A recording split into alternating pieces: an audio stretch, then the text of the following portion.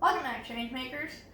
This week, as promised, we're going to be talking about unions. Additionally, I wanted to kind of use this backdrop to talk about the design principles that I tend to use when I'm trying to create an interactive story. Finally, if you haven't already, you should check out last week's video, which covered kind of our Redmond module overview, so you can kind of get a feel for the timeline that we're in and what kind of things are happening in Redmond while I talk about what's happening in America generally in terms of unions. Alright, so for design principles, the very first thing is I tend to have three main questions when I'm talking about interactive stories and how to design them. So the first question is, who are my players? How would they play through this space? What kind of things are they doing? The second question is, what's actually interesting about the story? What kind of things do I really want to draw from? What kind of things can I kind of leave in the background? What would be interesting to these players that I've identified? Finally, it's what is taboo? What do I absolutely not want to cover in this story at all? I'm going to be jumping around a whole lot on this video. I figured I would, stick these questions up in a corner somewhere. That way, you can kind of see what I'm talking about, when I'm talking about it, without me having to call it out constantly. In addition to that, I also want to cover, I just want to just put up the timeline that we created last week, so you can kind of follow along, and hopefully not get lost along the way. I did a bit of a long video. I just want to make sure you can kind of see the end, and where I'm at while I'm talking about these things. So let's start with the first section.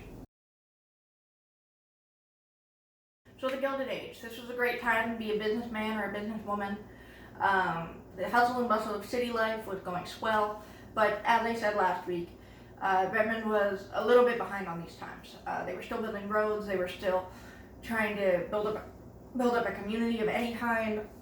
Their neighbors were spread out pretty far, but that's still not to say that they were completely removed from the Gilded Age. Their neighbor just across the lake was Seattle, which was a hustling and bustling city. It made it pretty easy for the town of Redmond to get almost anything they wanted. They could just hop over the lake and grab it. Additionally, a lot of people moved out further west so that they could continue those dreams. One such person was a guy named Peter Kirk. He wanted to create the Pittsburgh of the West, so he moved all the way out west to create the town of Kirkland, which still stands today. In fact, it's Redmond's neighbor. They interacted a lot. They helped build up the economy for both towns, all that kind of stuff. In addition to the hustle and bustle of city life, the West Coast also had the Knights of Labor, which was a group that started in Philadelphia, and they just kind of swept the nation here. By 1886, they had 700,000 members, which was quite a bit for that time period, especially considering unions were illegal in this time period. Just meeting in a room to talk about maybe forming a union was enough to land you in jail. It was kind of a big deal. But the Knights of Labor were able to do a pretty good job. They helped out with railroads, they helped out with coal miners, they helped out with a lot of different groups. They even started a textile group. So, however, if you've been following my social media stuff, you would have noticed I already talked about the Knights of Labor and how incredibly racist they were towards Asians. They really hated them. They lobbied heavily for the Chinese Exclusion Act, which made it so that Chinese immigrants couldn't come to America. And then after that passed, they then also tried to shove a bunch of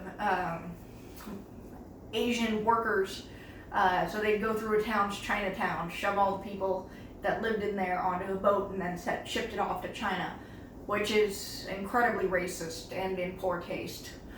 So there are some pros and cons to this group, to this whole age. Obviously you have workers' rights, you have racism, you have all of these things, but at the same time you also have the easiest time to build a business.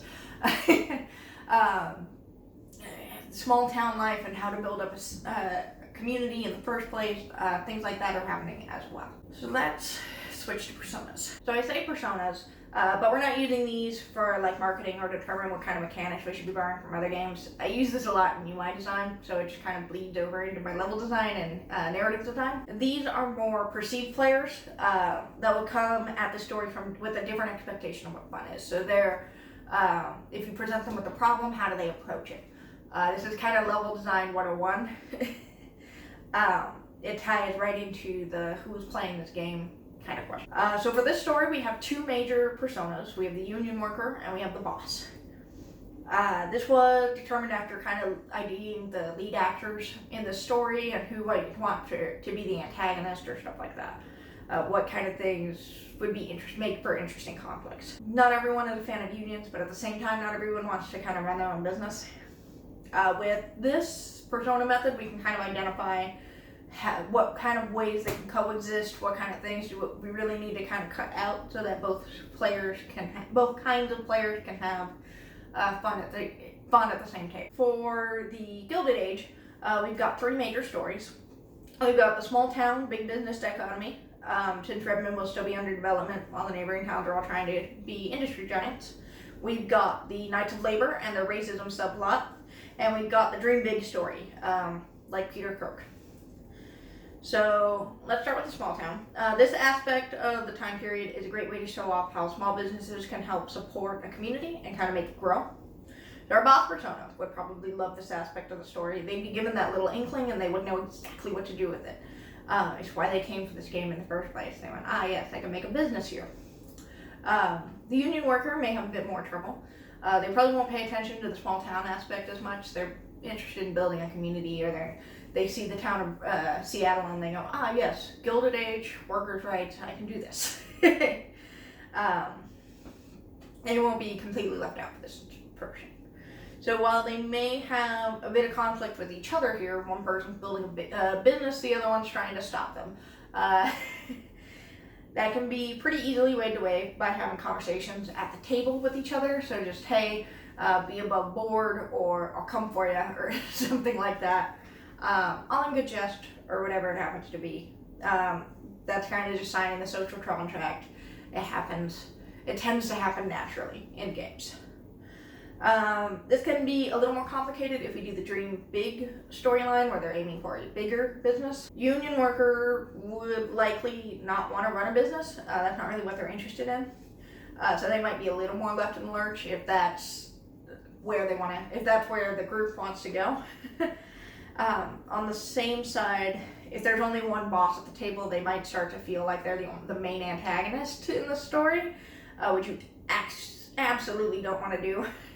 No longer everyone signs that social contract, though. This player might be able to see how businesses and unions can work together. Improved worker life can improve productivity and the production and the product quality itself. Meanwhile, supportive businesses can give unions kind of that extra life extra support and extra backing to get the changes that they. For the Knights of Labor, this story has the added story issue of the racism topic. Not everyone really wants to engage in that. Not even wanting to engage with the kind of gray area of, it just happened in the background. For this, we would incorporate lines and veils. This is a pretty easy fix. We can talk about the positives of the Knights of Labor without having to cover any of the racism. We just ignore it. That would be drawing a line. Or we can talk about some of the gray area. Maybe while we're interacting with the Knights of Labor, we don't talk about the racism thing, but maybe you can bring it up later. Like, there's a judge in Redmond named William H. White, and he would talk about how he was there in Seattle, trying to prevent the boat from having to leave with all of the Asian workers on it. That can happen kind of after the fact of, oh, hey, maybe they weren't like the best, but you don't directly have to interact with it, so you kind of put a veil over it. Or the player might know about the Knights of Labor at all, but they personally don't need to cover that aspect of it. It's just been veiled. They don't need to think too hard about it. So now you've seen the process. You've seen behind the curtain a little bit and just what personas are, how they work. I'm probably going to show them at least one more time before this video is over, partially so you can try it out yourself, partially so that, it's just the continuation of the story. But yeah, alright, so next thing. So, for this section, unions are starting to kind of get the ball rolling a little bit. They're starting to form together so that they can start to pass laws that say, hey, unions have some power, they're okay. They haven't quite gotten there yet. This is also the rise of communism. It's starting to gain some traction, kind of giving direction for unions to go. Unfortunately, because this story runs into the 50s, which includes the Red Scare, I personally don't really want to see the players or an NPC get deported simply because they were pro-unionization, which is definitely a story that would likely happen if I wanted to run a communism conversation. So that will probably be omitted. This time period is probably a good time to play catch-up. If you ran multiple kinds of events that weren't just union stories, you can use this part of time to kind of catch them back up to the union story. This is a good time to have a lull in the conversation where players can start to build up their own personal community. They can get alliances, they can do all of that stuff without having to think so much about the unions part, that they're about to jump into heavy unionization information. So this is a good time to kind of relax. This is a good time to catch up. This is a good time to focus on something else. And just understand how the town of Redmond works, so that when we move on to the next step, they're a little more grounded. Speaking of, so this is a huge chunk of history. We're covering Prohibition, we're covering the Great Depression, and we're jumping into the start of World War II. It's a long period of time. A lot is happening at this point. Most prevalent for the Union story is probably the Great Depression. This is a time period that we actually really want to play with mechanically, so this is when we should start really putting the pressure onto these players, giving them that kind of bleeding heart, too many spoons kind of feeling. There's too much to do and not enough resources to do it. At this point, they're probably playing at a community scale, so they're really starting to see how thin can we really spread ourselves, and how many people can we actually help here. The difficulty will ramp up considerably just to really hone in on that feeling. And then following the Great Depression was the New Deal. The New Deal was a big deal. It was kind of the fix for the Great Depression. It was supposed to try and get us out of it. So it was a lot of government-run construction companies, was really what happened. So it was a lot of road projects, it was a lot of dams, it was just creating jobs for people who otherwise wouldn't be able to get them. It didn't care who you were, you would go in, you'd get the skills, you'd come out, you'd be able to go back into privatized working. Or continue to work publicly. That's also perfectly fine. It was a huge socialist movement, did a lot to boost the economy, all this other stuff, and it was pretty great. Weirdly, at the same time, specifically in Washington, the New Deal passed in 1933. The timber strike happened in 1935. This was a huge, entire West Coast strike aimed for raising the minimum wage so that people working in lumber companies could get a livable wage, especially given the dangers and long hours they would have to work. They'd usually live at these lumber camps and stuff like that, so at least a minimum wage would make more sense. So let's jump back to the personas. How would they handle this era?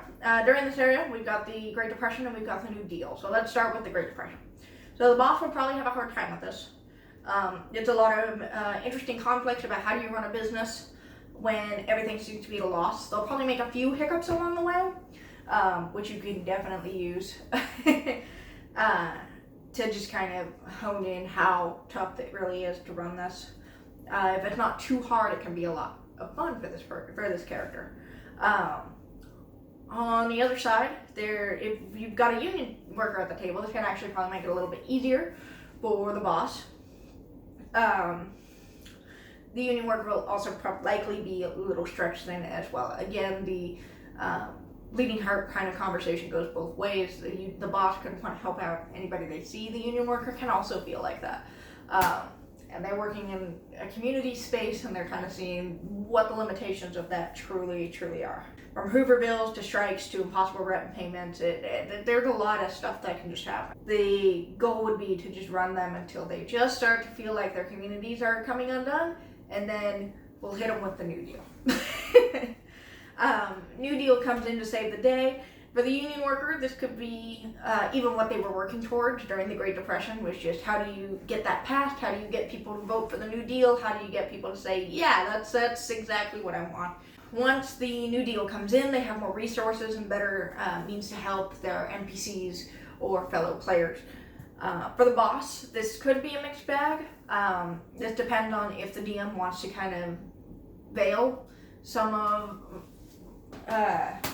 the conflict behind the New Deal. Not everybody in real life is even a fan of what happened with the New Deal. Some of them don't think it boosts the economy. There's a little bit of a controversy behind that. Not everybody's a fan of socialism. And you can kind of veil that and say, oh yes, it's always a good thing. You can have the boss try to play up how that would work. I don't have the mindset for that, but I'll do my best. Or you can just hardline it and say, it's great for everybody. Everybody loves the New Deal. There's nothing wrong with it. I guess the big deal would be if you were like a construction company or something, and then you might feel like your jobs are being taken away. That's a pretty big edge case. So I don't know how well that would go into writing just a generic module, but it could be something worth mentioning, just to have some variance in how that plays out. One thing I didn't mention about this time period, or any of the previous time periods, was strike breakers. This is, in the games industry, my day job, a lot of people will ask, what's the worst headline when looking at if they should keep a mechanic or they should keep some kind of aspect of the game or cut it. For this story, this Redmond module, there are two of them. The first one is ChangeMakers is communist propaganda, which is partially why I don't really want to talk about communism. The other one is children in game break strikes by breaking strikers, or something along those lines. Which would, of course, be some kind of horror story about a teacher who couldn't keep their murder hobos under control. And they ended up just murdering a bunch of strikers in an attempt to fix their problem. I don't want that to happen. I don't even want that to be a consideration. So that's a hard line that I, as a module writer, will write into the story. That's the biggest taboo in the story, is players cannot hire or become strikebreaker. No Pinkertons, none of that. We're not having that conversation here. So the final section is 1940s to 1959. Again, I mentioned we're not covering the Red Scare here. We could cover things like the Civil Rights Movement. We could be covering a lot of issues that are ramping up in this time period. And instead of that, because it's right at the end, we're going to spend this time kind of wrapping up the Union story. So this is a good time for players to kind of think back on what they've been doing, what they've been talking about, some of the hardships that they went through along the way. And because they're probably powerhouses in their community by the end of this module, you can bring in new businesses into Redmond, and they can ask the players, hey, what's some advice you could give us? Or, hey, we have a problem, can you help us out with that? And it'll be kind of more personalized conversations, just problems that they would have had before. How would they approach these differently? What kind of things would they change going forward? This is a great way to kind of show children or any players who are playing this game, hey, these are current world issues, these are problems that are happening still today. You're seeing the recurrence of things that happened almost a century before, happening again even in your game. So what happened, 40 years from that, or anything like that. So 40 years, a century, anything like that. What does it look like in the future, and how could you make changes? This is a big wrap-up session to just kind of wrap everything up, tie off loose ends, and get them ready for whatever the next game it is that they want to play. So that's all we have for this video. We hope you enjoyed it. Now we're going to start the next chunk of research, which is going to be about Native Americans. I've already done a lot of prior research on Native Americans, specifically the Samana tribe, which was the local tribe way back when for Redmond, for the Redmond area. Be sure to like and subscribe to us so you know the next video, when we post the next video, because it's a little sporadic. Also, if you like and subscribe to our social medias, we have been posting on there some of the research as it comes up, just to spice up your life for a moment or whatever, with some interesting history tidbits. That's all we have for now. We'll see you when we see you. Bye.